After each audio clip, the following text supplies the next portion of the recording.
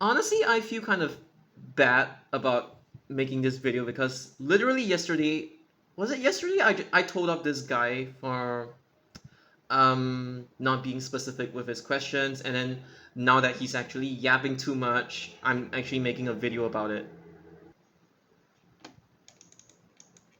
So to put it simple, when you ask questions or when you make requests, you have to be specific. And then when you make requests, you have to tell me the reason why I should do it. Like, what's so special about the thing that you want me to film? Like, are there only a few units of escalators, elevators left, or is there something special that's only present in like certain buses that you think I should film? Stuff like that. You have to be specific. But when you're quoting or telling other people just information in general, especially like really generic information, you don't even have to quote exactly everything. It is actually perfectly fine to omit certain stuff that's like already known by many people. I'm doing this because like whilst there like there seems to be a problem with Singapore bus enthusiasts in general, like this kind of behavior. It's not like a big deal, but I don't really see it a lot in Japanese bus enthusiasts, except those that are on the spectrum, maybe. And then when I observe like UK bus fans' comments, they aren't really like that. They're not really the regurgitative type. And even when they give a lot of information, it all links, it all makes sense.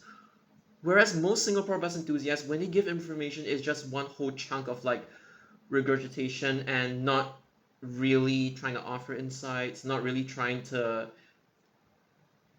signal or hint people on why they're even making such long statements in the first place. Like, which then leads people to question, like, why are you even telling us these pieces of information in the first place? Again, I don't want people to go around hating or dogging on these people because to some extent they really cannot help it with this kind of behavior, but what you can do is to help them improve. Like, you can be firm with them, you can be somewhat harsh with them, but you cannot at all costs, like, demoralize them or what. Like, you cannot make them feel bad to the point whereby they really question their existence in the bus community or like stuff like that. That's not the main point. So with this, when I read this, okay, I can see one main point. This is point number one, and then the other one is point number two, which is just this to this. Like literally just this to this. You can even put it in just point form, like point form, bullet form, or like what do you call it? You don't necessarily have to type in sentences all the time, especially when point form alone is just enough. I don't know what you call it, like point form, bullet form, or stuff like that. And essentially, this is point one, and this is point two. So I'm going to rephrase this. Like basically, this is just to make your sentences sound a lot more natural. Again, I do know that this is something that they tend to struggle with, but again, SG 1692J is now running around. Oh my god, Jesus, what is going on?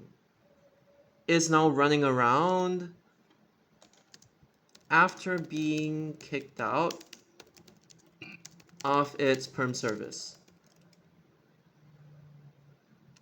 So this is how I would say it very simply. Like, that even if I don't give them the details, like, I don't explicitly tell people that, oops, what am I doing? I don't explicitly tell people that this means spare bus, and I don't even tell people which exact perm service is.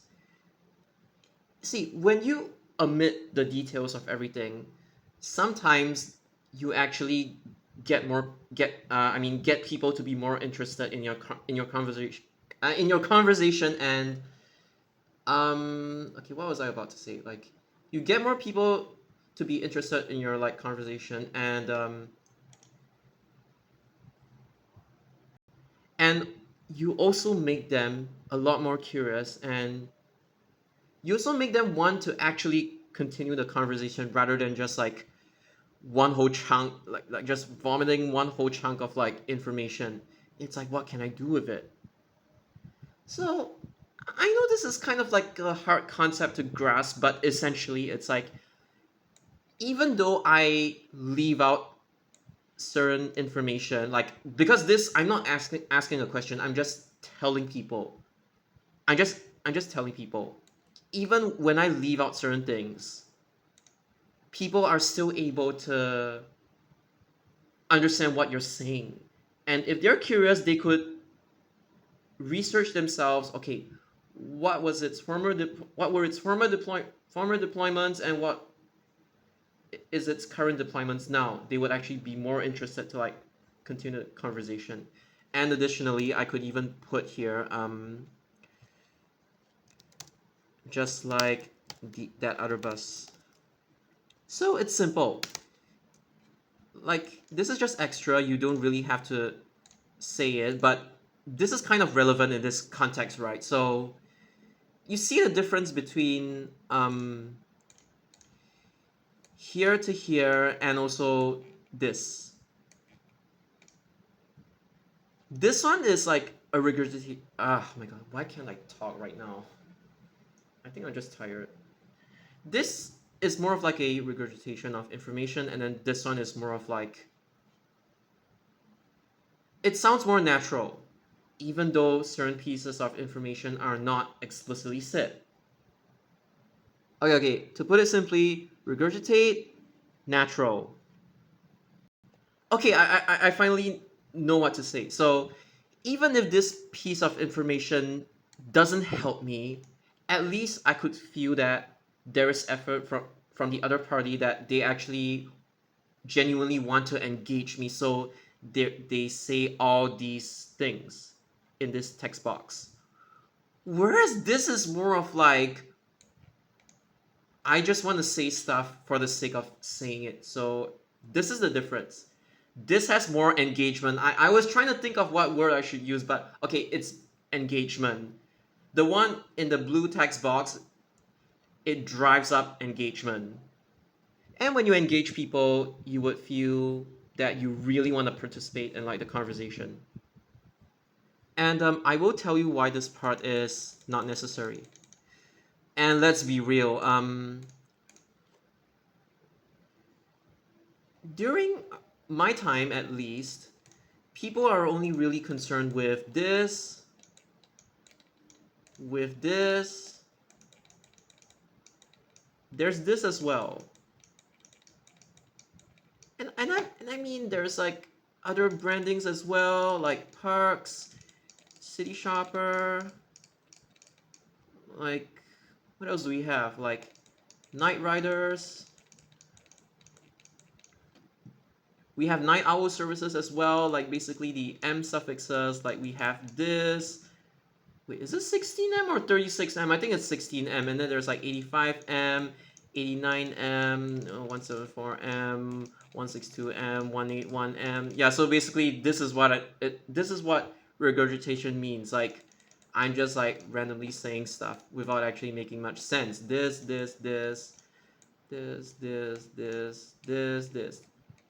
Like, I'm just saying stuff for no reason.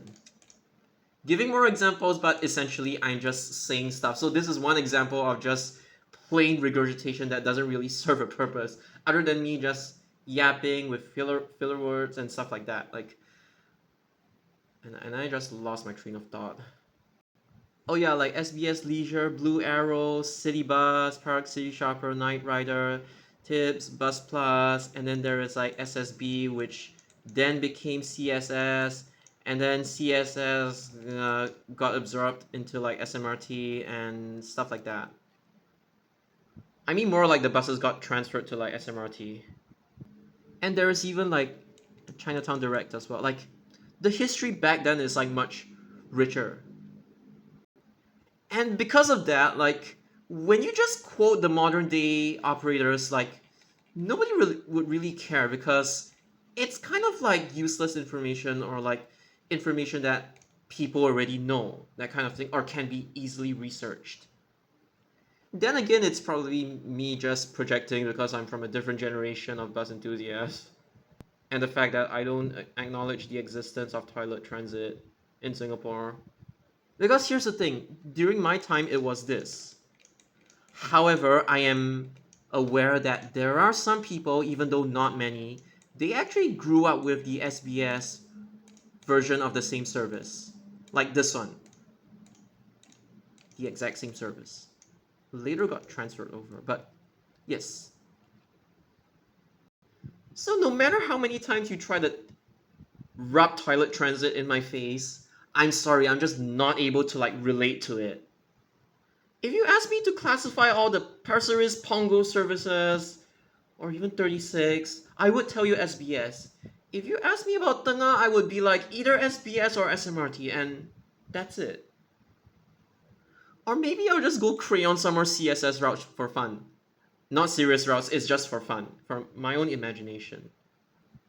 So the thing is, this is where a lot of the neurodivergents struggle with. It's like, I know what they're trying to do. They're trying to tell a story, like, urban legend, urban myth, folklore, or whatever that kind of thing, magical, fantasy. I know what I'm talking about, but basically, this is an attempt at like trying to story tell. But what these people may not realize is that many people have already heard of like these common mainstream stories.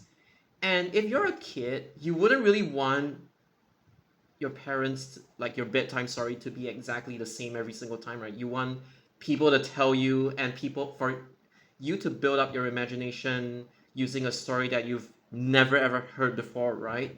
To stimulate your imagination instead of like repeating the same thing over and over again, right? So it's the same concept as this. It's like I know that they're trying to storytell, but I'm sorry, a lot of people have already heard of this story. Like it's quite obvious in that sense.